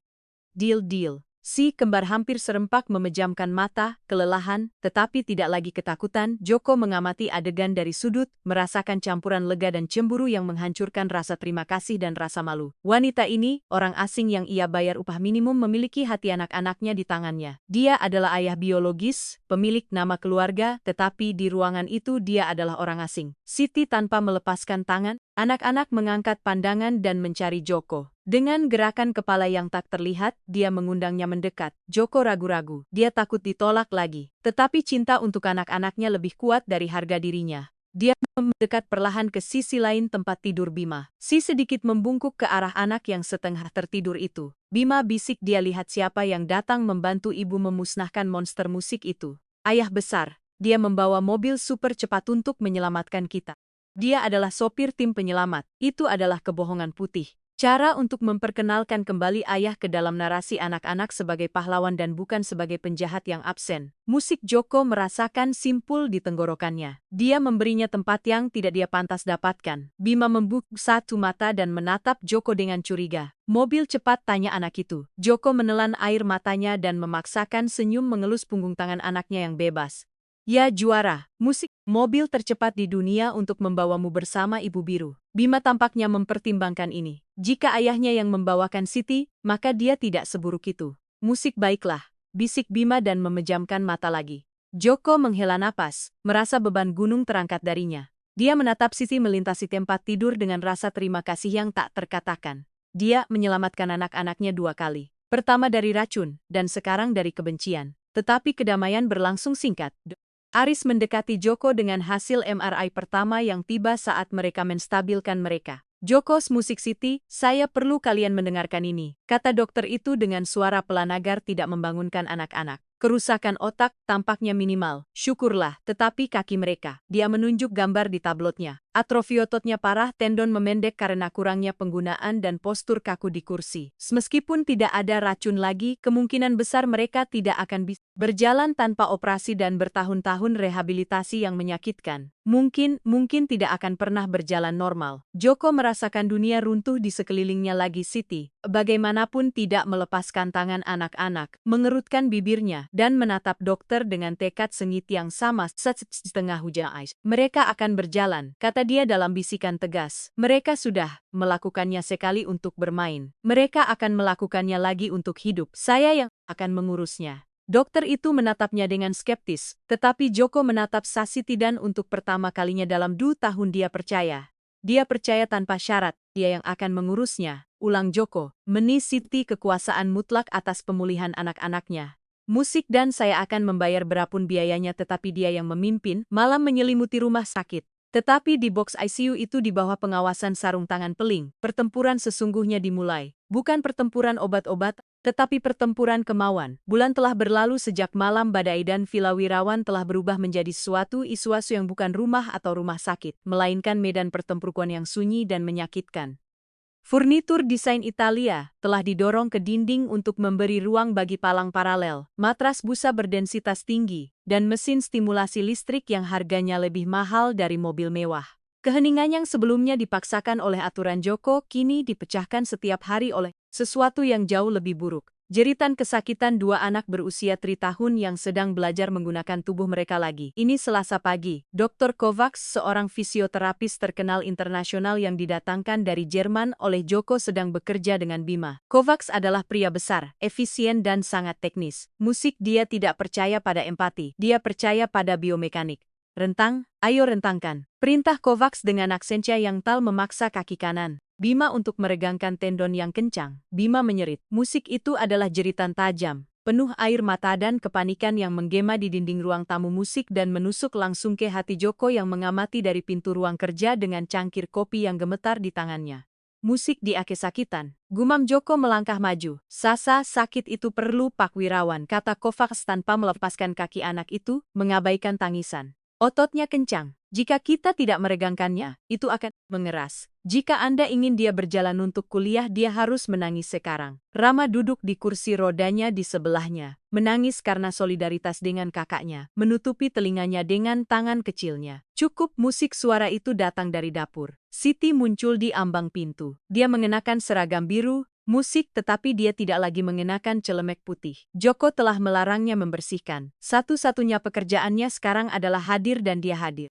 Dia mengenakan sarung tangan kuning bukan untuk mengepel, tetapi karena sarung tangan itu telah menjadi objek keamanan anak-anak. Siti melintasi ruangan dengan langkah cepat dan mantap, berjongkok di samping matras dan meletakkan tangan bersarung tangannya di atas lutut Bima. Tepat di tempat terapis itu memberikan tekanan. Lepaskan, kata Siti. Suaranya rendah tetapi memiliki ketajaman yang membuat orang Jerman itu berkedip. Nona, saya sedang di tengah sesi klinis, balas Kovacs dengan jijik. Singkirkan tangan karet Anda dari pasien saya. Musik ini sains, bukan permainan penitipan anak. Anak itu mengalami hiperventilasi. Dia tegang karena ketakutan. Balas Siti menunjuk dada Bima yang naik turun dengan panik. Jika ototnya tegang dan Anda menarik, Anda akan merobeknya. Anda tidak membantu, Anda malah merusaknya lebih jauh. Musik, lalu apa saran Anda? Menari mengejek terapis itu? Atrofi parah tidak disembuhkan dengan lagu gadis. Itu disembuhkan dengan kekuatan kasar. Pak Wirawan, kendalikan pelayan Anda, atau saya pergi. Tarif saya Rp1 juta per jam dan saya tidak punya waktu untuk berdebat dengan pengasuh. Musik. Joko melihat adegan itu, melihat ahli dengan gelar tergantung di dinding imajiner egonya. Dia melihat Siti yang mengelus rambut Bima dan membisikkan sesuatu di telinganya agar dia berhenti menangis. Dan dia melihat putranya yang mencengkeram sarung tangan kuning itu seolah itu adalah hidupnya. Logika bisnis Joko mengatakan bahwa Kovacs benar. Kemajuan membutuhkan pengorbanan, tetapi naluri ayahnya yang terbangun di ambulans berteriak sebaliknya. Joko meletakkan cangkir kopinya di atas meja dan berjalan ke tengah ruangan. Anda benar, Dr. Kovacs, kata Joko. Terapis itu tersenyum puas dan kembali meraih kaki Bima. Siti menatap Joko dengan kecewa, mata besarnya penuh ketidakpercayaan. Anda benar bahwa waktu Anda berharga. Lanjut Joko sambil berdiri tepat di atas orang Jerman itu, sangat berharga sehingga saya tidak akan menyia-nyiakannya lagi. Anda dipecat. Kovacs melepaskan kaki Bima secara tiba-tiba. Bima mengambil kesempatan untuk merangkak ke pelukan Siti. Permisi, terapis itu bangkit merah karena marah. Anda memecat saya untuk menyerahkan perawatan kepada seorang pelayan. Anak-anak Anda akan cacat. Itu tidak bertanggung jawab secara medis. Saya akan menuntut Anda karena pelanggaran kontrak. Pergi, kata Joko dengan ketenangan dingin yang ia gunakan untuk menghancurkan pesaing di ruang rapat. Dan jika Anda pernah menyentuh anak-anak saya dengan kekasaran seperti itu lagi, saya akan memastikan Anda tidak akan pernah berpraktik lagi. Bahkan di Jerman atau di bulan. Kovacs mengambil tasnya dengan marah, menggumamkan hinaan dalam bahasa Jerman, dan keluar membanting pintu hingga kaca bergetar. Keheningan kembali menyelimuti ruang tamu. Hanya terdengar napas Bima yang terengah-engah. Joko melonggarkan dasinya dan duduk langsung di lantai di atas karpet mahal, di depan Siti dan anak-anak. Ini adalah pertama kalinya dia duduk di tingkat mereka tanpa penghalang. Lalu apa? Tanya. Joko menatap dengan campuran teror dan harapan. Anda benar tentang satu hal, si tendon mereka pendek. Jika kita tidak meregangkannya mereka tidak akan berjalan. Tapi saya tidak tahan melihat mereka menderita pot seperti ini. Siti selesai mengeringkan air mata Bima dengan ujung jari karet sarung tangannya. Kita tidak akan berhenti meregang pak, katanya musik lembut. Tetapi kita tidak akan melakukannya melawan mereka. Kita akan melakukannya bersama mereka. Tubuh tidak sembuh jika jiwa takut. Siti bangkit dan pergi ke lemari tempat mereka menyimpan mainan. Dia mengeluarkan banyak bantal warna-warni dan beberapa tali elastis resistensi lembut berwarna cerah. Kita akan bermain hutan karet, Mum Siti. Dengan antusiasme teatrikal, dia memasang tali elastis di kakinya sendiri dan mulai berjalan seperti penguin, sambil membuat ekspresi lucu anak-anak yang kuat menit lalu menangis. Kini menatapnya dengan penasaran. Oh tidak, seru Siti. Kakiku lengket karena permen karet raksasa. Aku butuh bantuan. Siapa yang paling kuat untuk membantuku melepaskan permen karet itu? Dia mendekati Bima dan dengan lembut mengikatkan tali elastis di kaki kecilnya, menghubungkannya dengan kakinya. Musik, kamu tarik aku dan aku tarik kamu. Jika kita memenangkan permen karet itu, kita dapat hadiah. Bima penasaran mulai menarik kakinya. Dalam melakukannya dia melakukan latihan peregangan yang sama yang dipaksakan Kovacs. Tetapi kali ini Bima yang mengendalikan kekuatan. Dia memutuskan seberapa sakit. Dan karena ini adalah permainan ambang rasa, sakitnya berubah. Lebih kuat Bima, dorong Joko mengerti dinamikanya seketika. Dia melepaskan jaket setelannya dan bergabung dalam permainan dengan meraih ujung yang lain. Aku monster permen karet, kalian tidak akan mengalahkanku. Joko menarik dengan lembut, menciptakan resistensi yang diperlukan. Bima tertawa mengertakkan gigi karena usaha, tetapi tidak ada lagi air mata ketakutan, hanya keringat karena usaha. Tarik ramah, teriak Bima pada kakaknya. Selama 1 jam berikutnya, villa itu dipenuhi tawa. Joko selesai berkeringat dengan kemeja kusut berguling-guling di lantai. Siti mengarahkan orkestra, menyesuaikan postur, mengoreksi sudut, tetapi selalu dalam narasi permainan. Di akhir sesi, Bima telah meregangkan kakinya 2 kali lebih banyak daripada dengan dokter Jerman, dan dia bahkan tidak menyadarinya. Ketika anak-anak jatuh tertidur karena kelelahan, Joko dan Siti duduk di lantai ruang tamu kelelahan. Ada keintiman baru di antara mereka, lahir dari keringat bersama dan kemenangan kecil. Terima kasih, kata Joko. Musik menatap tangannya sendiri yang untuk pertama kalinya dalam bertahun-tahun berguna untuk sesuatu selain menandatangani Jack. Hari ini aku merasa seperti seorang ayah. Siti tersenyum sambil melepaskan sarung tangan kuningnya dengan desahan lega. Tangan aslinya merah dan bertanda karena panasnya karet. Anda selalu menjadi ayah, Pak Wirawan. Katanya lembut, Anda hanya ketakutan. Ketakutan melumpuhkan lebih dari racun apapun. Joko menatapnya, benar-benar menatapnya. Dia tidak melihat arti. Dia melihat seorang wanita muda cantik dalam kesederhanaannya dengan kebijaksanaan yang tidak dapat diajarkan oleh MBA manapun. Dan dia merasakan sesuatu yang berbahaya di dadanya. Rasa terima kasih yang mulai berubah menjadi sesuatu yang lain. Siti, tentang Wati. Joko mulai musik nadanya menjadi serius. Pengacara dia menelepon besok, saya harus bersaksi. Mereka ingin melibatkan saya, mereka bilang saya seharusnya tahu dan mereka benar. Siti meletakkan tangan telanjangnya di lengan Joko. Sentuhan kulit ke kulit elektrik terlarang dan menghibur pada saat yang sama. Anda dibutakan oleh kesedihan atas kematian istri Anda dan diagnosis anak-anak. Wati memanfaatkan itu. Jangan biarkan dia menang di kepala Anda. Anda menyelamatkan mereka pada akhirnya. Itu yang penting. Joko mengangguk. Tetapi bayangan rasa bersalah tidak hilang dengan mudah. Besok akan menjadi hari yang sulit. Saya perlu Anda tinggal bersama mereka sepanjang hari. Saya tidak percaya orang lain. Saya akan di sini, janjinya selalu. Tetapi tidak ada dari mereka yang tahu bahwa pertempuran hukum yang akan datang akan sama kotornya dengan racun yang mengalir di pembuluh darah si kembar. Dan bahwa Wati dari selnya masih memiliki satu kartu lagi untuk mencoba menghancurkan apa yang tersisa dari keluarga Wirawan.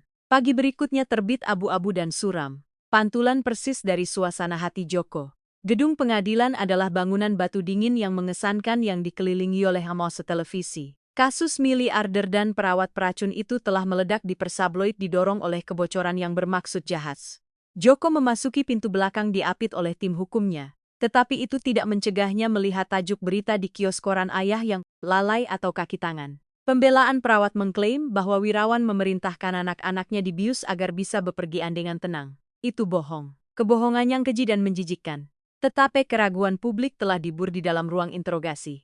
Musik jaksa kersaks, tetapi pengacara Wati adalah seekor ular berbisa. Pak Wirawan, kata pengacara pembela, seorang pria dengan senyum tajam. Benarkah bahwa selama 2 tahun terakhir Anda menghabiskan rata-rata 16 hari di luar negeri untuk bisnis? Ya, saya punya perusahaan internasional, jawab Joko tegang. Dan benarkah Anda memberikan klien saya Nyonya Wati kekuasaan penuh atas perawatan medis, menandatangani cek sosong untuk biaya farmasi tanpa meminta tanda terima terperinci? Saya percaya padanya. Dia profesional yang direkomendasikan. Percaya atau lepas tangan, serang pengacara itu. Musik karena sangat nyaman, Anda membayar, anak-anak tidur, Anda bepergian. Dan sekarang setelah anak-anak menderita kerusakan permanen, Anda mencari kambing hitam untuk membersihkan hati nurani dan citra publik Anda. Joko memukul meja dengan kepalan tangannya berdiri. Musik, saya tidak tahu bahwa dia meracuni mereka. Saya akan memberikan hidup saya untuk mereka. Tetapi Anda tidak memberikan waktu Anda. Musik, bukan. Bisik pengacara itu, seorang IRT, tanpa pendidikan harus menyadarinya. Apa artinya itu bagi Anda sebagai seorang ayah? Joko keluar dari gedung pengadilan berjam-jam kemudian merasa lebih kotor dari sebelumnya.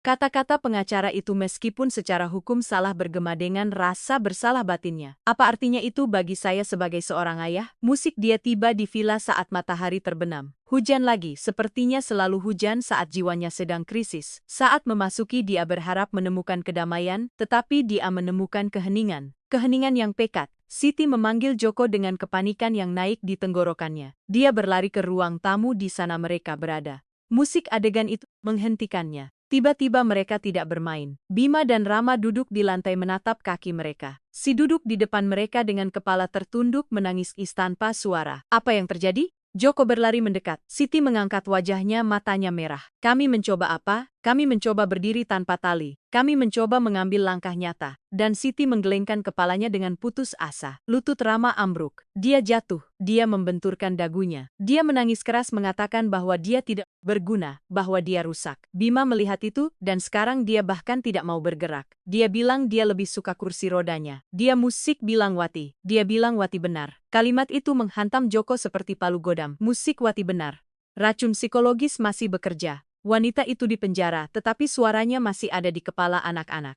Memberitahu mereka bahwa mereka cacat, bahwa mereka rapuh. Joko menatap anak-anaknya. Mereka dikalahkan. Percikan yang dinyalakan. Siti mulai meredup di hadapan kenyataan keras dari keparahan dan kelemahan otot. Tudak, gumam Joko. Dia melepaskan jaketnya yang basah dan melemparkannya ke lantai. Kita tidak akan mengakhiri hari seperti ini. Joko pergi ke Rama yang menyentuh dagunya dengan memar kecil. Rama lihat ayah anak itu tidak mengangkat pandangan. Musik, Rama. Ayah di sini. Aku tidak bisa ya. Aku terbuat dari kaca. Wati bilang. Aku dari kaca, bisik anak itu. Joko merasakan hatinya hancur. Tetapi kali ini alih-alih tenggelam dalam rasa bersalah, dia merasakan gelombang kemarahan pelindung bukan terhadap Wi, tetapi terhadap kepasrahan. Dia melihat ke arah Siti. Dia tampak telah kehilangan harapan sesaat.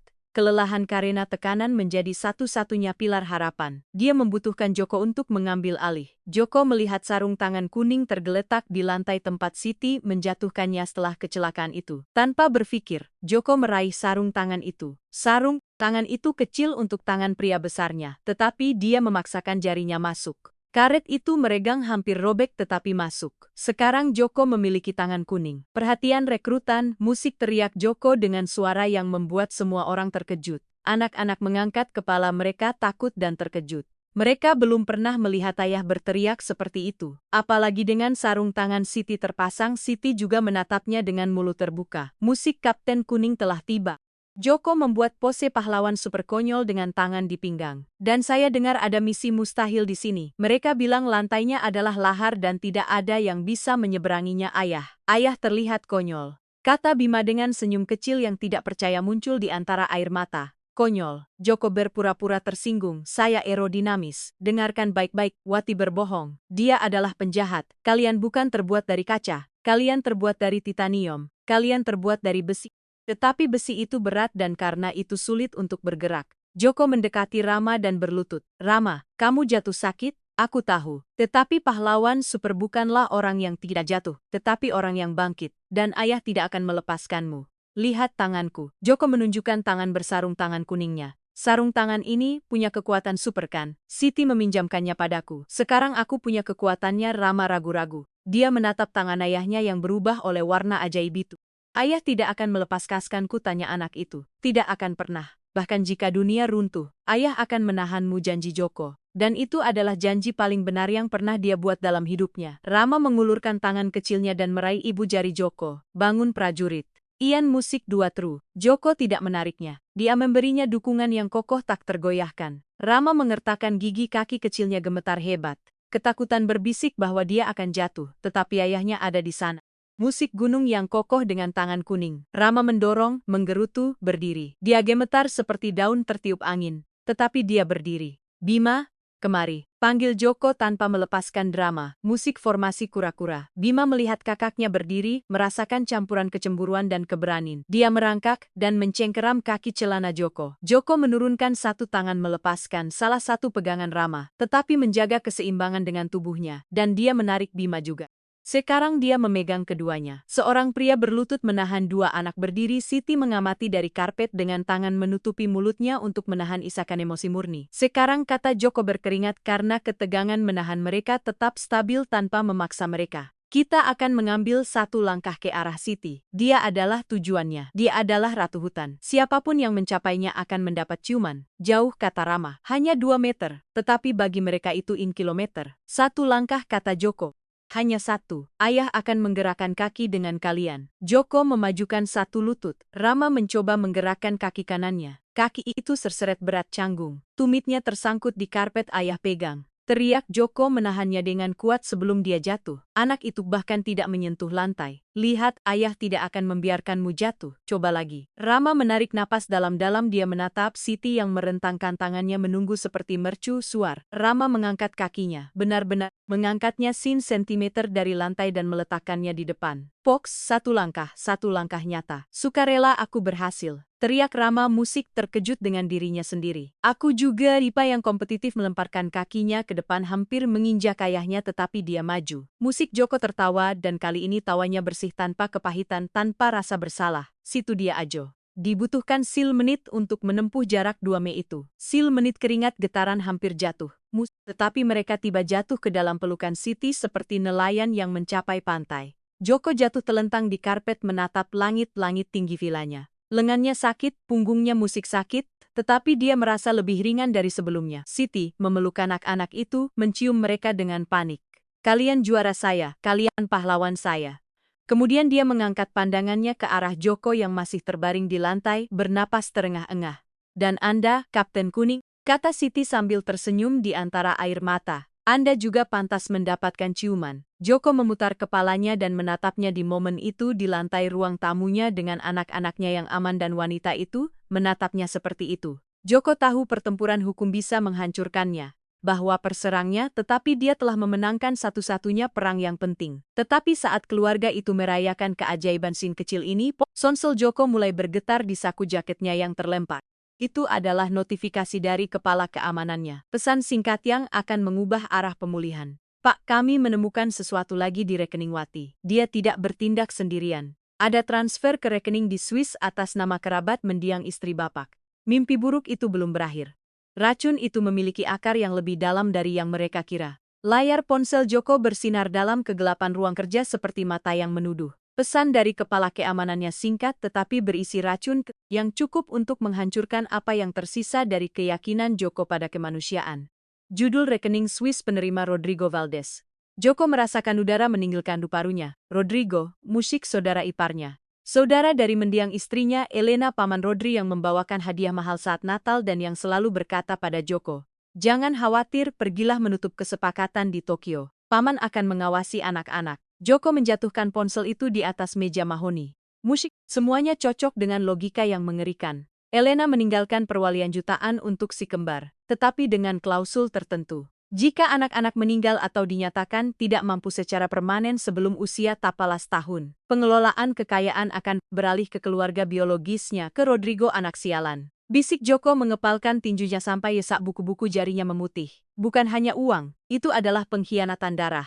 Saat itu interkom pintu depan berbunyi memecah keheningan tegang malam itu. "Pak Wirawan," kata suara penjaga keamanan di pos luar. "Tuan Rodrigo Valdez ada di sini." Dia bilang ingin melihat keponakannya setelah melihat berita. Dia bersikeras untuk masuk. Joko menatap telepon lalu ke pintu. Dia merasakan ketenangan dingin, ketenangan predator sebelum melompat. Musik biarkan dia masuk, perintah Joko dan beritahu polisi untuk datang diam-diam 10 menit, kemudian Rodrigo Valdez memasuki ruang tamu utama. Dia adalah pria yang elegan mengenakan setelan linen terang dengan senyum politisi yang selalu menipu Joko. Dia berjalan dengan kepastian sombong, memindai ruangan, memperhatikan furnitur yang dipindahkan dan mesin rehabilitasi dengan ekspresi jijik. Joko berdiri di dekat perapian yang padam menunggunya. Dia tidak menawarkan tangannya. "Joko, demi Tuhan," kata Rodrigo membuka lengannya dalam gerakan solidaritas palsu. "Saya melihat berita, sungguh mengerikan perawat itu. Bagaimana Anda bisa membiarkan seseorang seperti itu masuk ke rumah? Sudah kubilang Anda seharusnya membiarkan saya mempekerjakan staf kepercayaan saya." "Halo, Rodrigo," kata Joko dengan suara "Saya datang secepat mungkin." Pengacara keluarga khawatir. "Mereka bilang ini terlihat seperti kelalaian kriminal di pihak Anda." Rodrigo menghela napas, menggelengkan kepalanya secara teatrikal dan melihat sekeliling. "Lihat ini," dia menunjuk ke matras di lantai dan sarung tangan kuning yang terlupakan di kursi. "Apa ini? Gym murah. Joko, anak-anak butuh klinik. Bukan permainan lantai." "Anak-anak membaik," kata Joko melangkah ke arahnya. "Rama berjalan hari ini." Senyum Rodrigo berkedip sepersekian detik. Sebuah kedutan saraf muncul di bawah mata kirinya. Dia berjalan musik ulang. Rodrigo memaksakan tawa tidak percaya. "Joko, jangan menipu diri sendiri. Kerusakan akibat suksil kolin tidak dapat diperbaiki. Dokter mengatakannya, jangan beri mereka harapan palsu. Itu kejam." "Bagaimana Anda tahu itu suksil kolin?" Rodrigo tanya Joko lembut. Keheningan yang terjadi padat seperti timah. Rodrigo membeku setelah berbicara tentang obat penenang dan obat-obatan. Tetapi nama spesifik racun itu hanya disebutkan dalam laporan polisi rahasia dan di rumah sakit. Aku menduga itu yang biasa digunakan dalam kasus seperti ini kan." Rodrigo tergagap melonggarkan kerah ke mejanya. "Tidak, itu tidak biasa." Musik Joko mengeluarkan ponselnya dan memproyeksikan tangkapan layar transfer bank ke layar raksasa ruang tamu. Yang biasa adalah seorang paman mencintai keponakannya. Yang tidak biasa adalah dia membayar nanti juta per bulan kepada seorang serawat untuk mengubah mereka menjadi sayuran. Rodrigo melihat layar itu, wajahnya pucat dan kemudian berubah merah karena marah. Topeng paman yang baik jatuh menampakkan pria serakah dan pendendam yang ada di bawahnya. "Kamu tidak pernah menginginkan mereka." Ludah Rodrigo mengubah nadanya menjadi agresif. "Kamu membunuh saudara perempuanku dengan ketidakhadiranmu. Dia meninggal karena stres sendirian sementara kamu membeli perusahaan. Uang itu milik keluarga Valdez. Itu milikku berdasarkan hak." Raung Joko kehilangan ketenangannya. "Kamu hampir membunuh mereka lebih baik tidur." Teriak Rodrigo mundur ke pintu tanpa menderita. "Tanpa merindukan ibu yang sudah meninggal dan ayah yang tidak ada. Aku memberi mereka bantuan dan kamu tidak kompeten. Kamu pikir ini membuktikan sesuatu?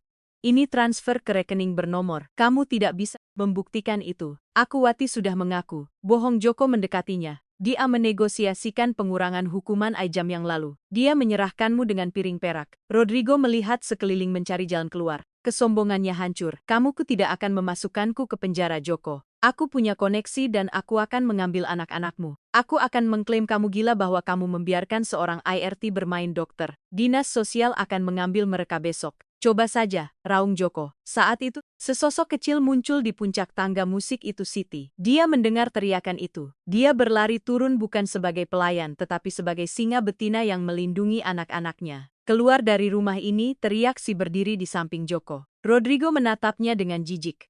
Pengasuh terkenal itu yang percaya dia menyembuhkan dengan menari. "Nikmati momenmu sayang. Besok anak-anak itu akan berada di pusat negara di bawah perwalian sementara saya." Rodrigo berbalik dan meninggalkan villa, membanting pintu dengan bunyi yang bergema seperti tembakan. Musik Joko berdiri gemetar karena marah. Siti menyentuh lengannya. Benarkah? Tanyanya dengan suara bergetar. Bisa mereka mengambilnya? Joko berbalik padanya. Dia melihat ketakutan di matanya. Ketakutan yang sama yang dimiliki si kembar. Dia saudara iparku. Dia punya pengaruh politik. Jika dia menggerakkan kabel yang tepat, Joko tidak menyelesaikan kalimatnya. Dia berlari ke telepon rumah. Saya harus menelepon pengacara saya. Saya harus memblokir perintah pengadilan apapun. Tetapi Joko tahu birokrasi itu lambat dan uang Rodrigo itu cepat. Ancaman itu nyata. Ini bukan tentang siapa yang benar, tetapi tentang siapa yang memukul lebih dulu. Malam itu tidak ada yang tidur di Villa Wirawan. Joko menghabiskan berjam-jam di telepon berteriak pada hakim dan jaksa. Siti tinggal di kamar anak-anak, duduk di kursi di antara dua tempat tidur, menjaga pintu dengan sarung tangan kuning terpasang, siap melawan monster apapun. Bahkan jika dia mengenakan setelan jas dan dasi, Fajar membawa cahaya abu-abu dan dingin dan bersamanya suara yang paling ditakuti Joko, sirene. Tetapi itu bukan sirene polisi yang menangkap penjahat. Itu adalah kendaraan resmi Departemen Perlindungan Anak dikawal oleh patroli lokal. Joko melihat lampu dari jendela ruang kerjanya. Mereka bertindak cepat, terlalu cepat. Rodrigo telah memenuhi ancamannya. Siti, teriak Joko berlari ke tangga, mereka di sini. Siti sudah bangun. Dia keluar dari kamar anak-anak sambil menutup pintu di belakangnya dan memblokirnya dengan tubuhnya sendiri.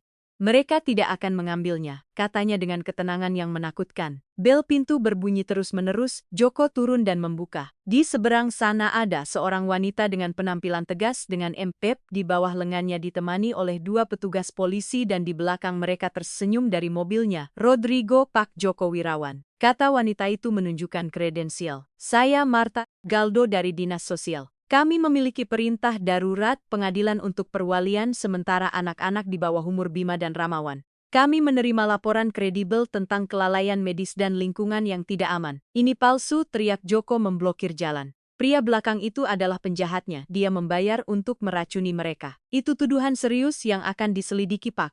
Kata pekerja sosial itu dengan dingin. Tetapi prioritas sekarang adalah keselamatan anak-anak segera. Kami diberitahu bahwa Anda telah memecat staf medis yang berkualitas dan menyerahkannya kepada staf kebersihan yang tidak bersertifikat. Itu kelalaian. Serahkan anak-anak kepada Kak atau polisi harus masuk dengan paksa. Joko menatap polisi. Tangan mereka ada di tongkat mereka. Jika dia melawan secara fisik, dia akan tangkap dan kehilangan anak-anaknya selamanya. Mereka tidak aman, kata Joko putus asa. Mereka sedang pulih, itu akan diputuskan oleh dokter negara. Minggir, wanita itu mendorong Joko dengan lembut dan masuk ke lobi, diikuti oleh petugas. Rodrigo turun dari mobil dan masuk mengikuti mereka seperti burung bangkai mencium bangkai. Saya hanya ingin yang terbaik untuk keponakan saya, Joko, kata Rodrigo sambil melewatinya berbisik. Sudah kubilang kamu akan menang. Mereka naik tangga. Joko berlari mengejar mereka. Ketika mereka mencapai lorong lantai atas, mereka bertemu dengan penghalang. Si berdiri di depan pintu yang tertutup. Dia tidak membawa senjata. Dia mengenakan seragam biru dan sarung tangan kuning. Mundur, katanya. Nona, minggir. Ini perintah pengadilan, kata pekerja sosial itu. Hanya orang yang mencintai anak-anak ini yang masuk ke sini, kata Siti Musik tanpa bergerak sedikit pun. Matanya berkaca-kaca tetapi suaranya tegas. Anda tidak tahu nama mereka. Anda tidak tahu bahwa Bima takut pada kegelapan dan bahwa Rama perlu dinyanyikan untuk tidur. Anda hanya membawa kertas petugas. Singkirkan dia, perintah wanita itu. Salah satu petugas polisi maju dan meraih lengan Siti untuk menyingkirkannya. Dia meronta, tidak, jangan sentuh mereka, teriak Siti. Pintu di belakangnya terbuka perlahan, semua orang berhenti di ambang pintu. Musik bersandar di kusen pintu. Berdiri Bima, dia berdiri, kakinya gemetar tetapi dia menahan diri. Dia mengenakan pi pahlawan supernya. Di belakangnya Rama merangkak dengan cepat, muncul dan mencengkeram kaki baju Siti dan mendorong dirinya untuk berdiri juga. Lepaskan ibu sarung tangan saya, teriak Bima dengan suara kecilnya yang tajam. Pekerja sosial itu tercengang. Laporan Rodrigo mengatakan bahwa anak-anak itu lumpuh, tidak mampu bergerak atau berbicara dengan koheren karena penyakit degeneratif mereka. Tapi laporannya bilang mereka tidak berjalan, gumam wanita itu. Laporan itu bohong, kata Joko. Musik tiba di samping Siti dan meletakkan tangannya di bahu anak-anaknya.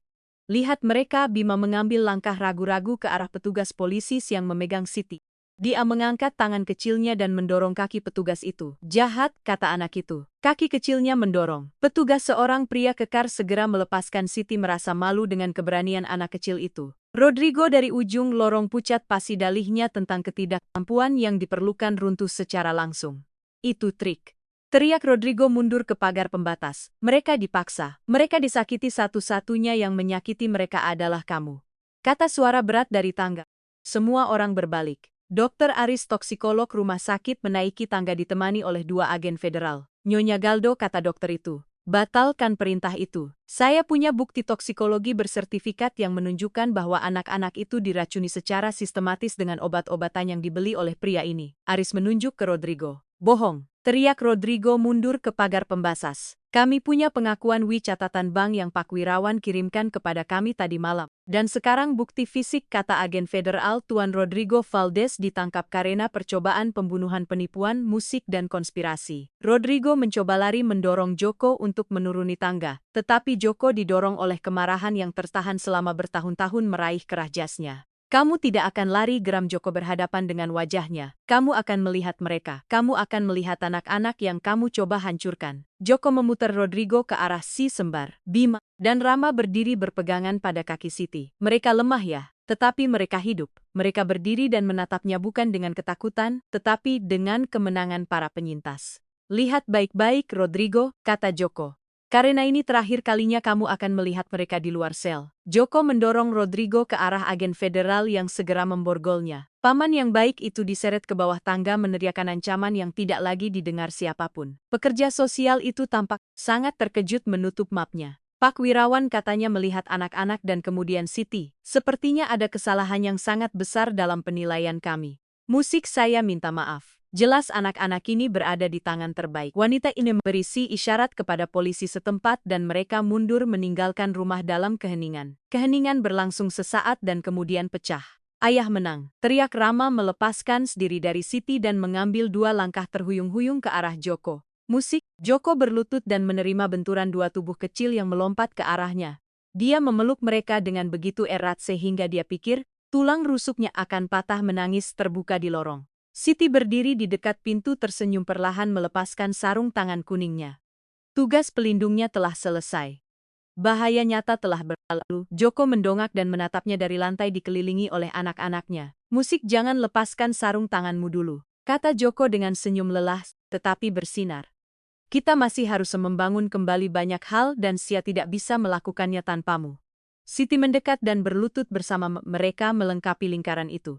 Saya tidak akan pergi kemana-mana, Kapten, katanya. Keempatnya tetap di sana di lantai lorong. Sementara, matahari pagi akhirnya menembus awan badai dan masuk melalui jendela. Menerangi sebuah rumah yang untuk pertama kalinya dalam bertahun-tahun mulai terasa seperti rumah.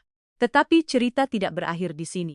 Langkah terakhir menanti. Langkah definitif menuju masa depan. Ulang tahun si kembar sudah dekat dan Joko telah menyiapkan kejutan yang akan menutup siklus rasa sakit selamanya.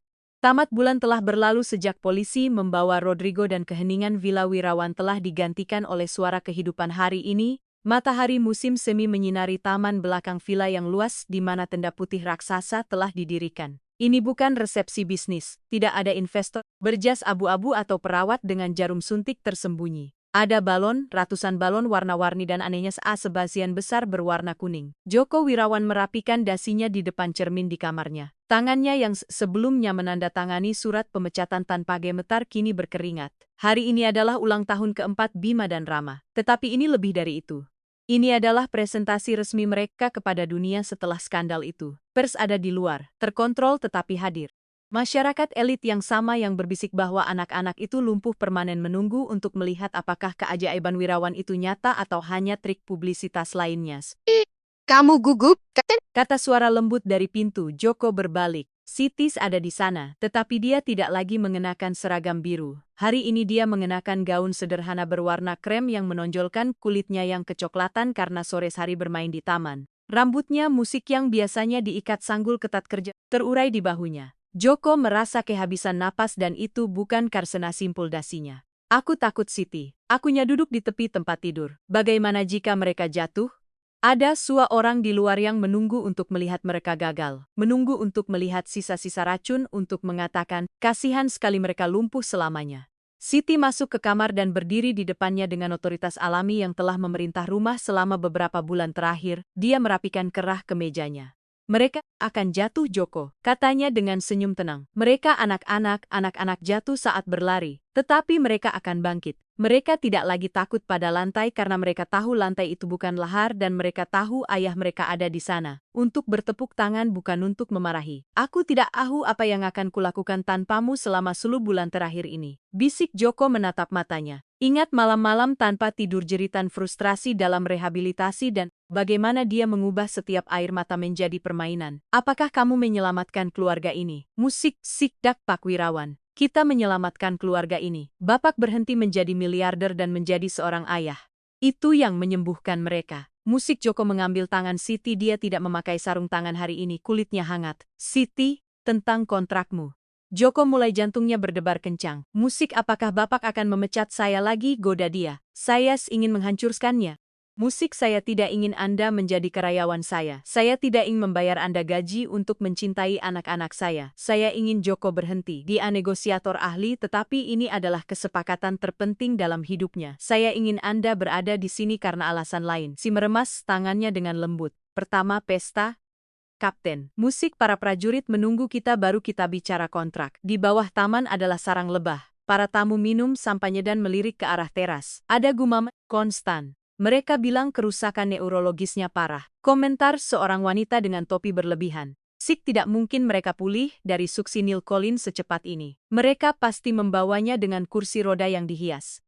Tiba-tiba musik latar berhenti. Keheningan penuh harap menyelimuti kerumunan. Joko keluar ke teras mengambil mikrofon. Dia tidak menyiapkan dokumen. Dia berbicara, jari bekas luka yang ditinggalkan oleh rasa takut. Selamat datang, kata Joko. Suaranya terdengar jernih. Terima kasih sudah datang ke ulang tahun Bima dan Rama. Saya tahu apa yang dipikirkan banyak orang. Saya tahu apa yang telah dikatakan bahwa saya adalah ayah yang tidak hadir. Itu benar. Benar bahwa saya mempercayai orang yang salah. Itu benar. Tetapi hari ini kita tidak di sini untuk berbicara tentang masa lalu atau tentang penyakit atau keajaiban medis. Kita di sini untuk merayakan usaha. Joko meletakkan mikrofon di mimbar dan menuruni tangga teras ke rumput. Dia berbalik ke pintu villa yang terbuka. Siap atau tidak, ayah datang. Teriak Joko, bukan sebagai tuan rumah, tetapi sebagai monster menggelitik. Dan kemudian itu terjadi. Mereka tidak keluar berjalan. Mereka melesat keluar. Bima dan Rama menyerbut teras seperti dua peluru meriam kecil yang mengenakan setelan linen miniatur. Tidak ada kursi rosta, tidak ada alat bantu jalan, tidak ada perawat yang menahan mereka. Mereka berlari, itu adalah lari yang canggung sia. Kaki mereka masih memiliki sedikit kekakuan, kenangan akan kerusakan otot, terkadang satu kaki terseret sedikit lebih jauh dari yang lain. Tetapi mereka berlari dengan kegembiraan liar, tertawa terbahak-bahak, kerumunan menahan teriakan kolektif. Rama dalam kegembiraannya, tersandung langkah terakhir. Keheningan memotong udara. Wanita dengan topi itu menutup mulutnya menunggu tangisan. Drama. Tetapi Rama tidak menangis. Dia berguling di rumput membuat setelan mahalnya penuh dengan rumput dan bangkit dengan satu lompatan. Aku bola bowling. Teriak anak itu mengangkat tangannya. Musik, serang, teriak Bima melompat ke arah kakaknya.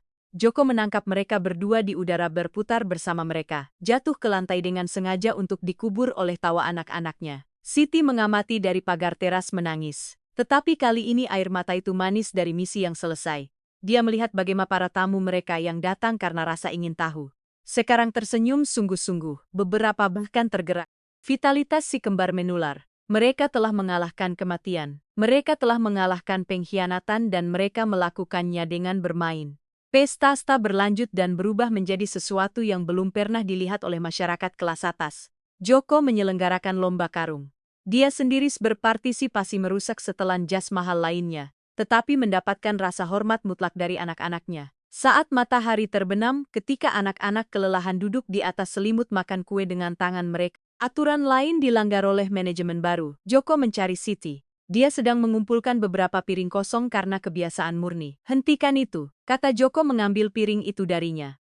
Ada pelayan untuk itu, ikut denganku. Dia membawanya ke sudut terpencil taman di bawah pergola yang ditutupi bunga melati. Di sana, di atas meja kecil ada kotak hadiah yang dibungkus kertas emas. Saya bilang saya ingin berbicara tentang kontrakmu, kata Joko menjadi serius. Siti melihat kotak itu. Pak, saya tidak butuh hadiah. Melihat mereka berlari hari ini sudah cukup, buka. Musik Siti melepas kenikatan dengan jari gemetar. Dia membuka kotak itu. Di dalamnya, di atas bantal beludru biru, ada bingkai foto perak, tetapi tidak ada foto di dalamnya. Di dalam bingkai ditekan dan diawetkan di balik kaca musik ada sarung tangan karet kuning, sarung tangan pelarket sederhana. Di bawahnya ada plakat kecil yang terukir tertulis, tangan yang menahan dunia kita saat ia jatuh. Siti menutup mulutnya terisak. Itu adalah hadiah paling aneh dan terindah yang pernah dia terima. Sarung tangan itu bernilai lebih dari seluruh rumah ini, kata Joko mendekatinya.